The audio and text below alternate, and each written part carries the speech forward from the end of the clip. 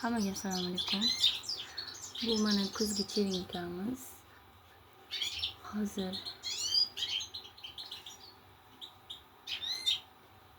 kuzda cherinka qilganim mana shunaqa yanvarda gulladi.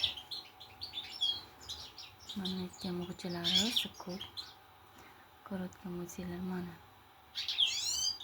Bu bitta videomda ko'rsatgan edim gullarga piyoz postini berishni, qandoq berishlarini.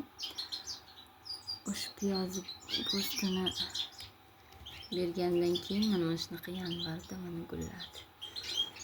Dekabr gulimizni gullashi uchun noyabrgacha kuz oyida noyabrgacha ko'chada saqlash kerak. Bir sovuq yegandan keyin dekabr yanvarda gullaydi. Agar bir sovuq ko'rmasa gullashi qiyin.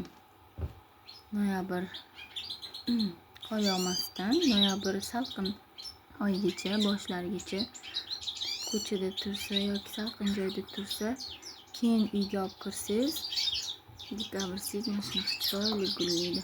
Endi boshladi mana gullashni.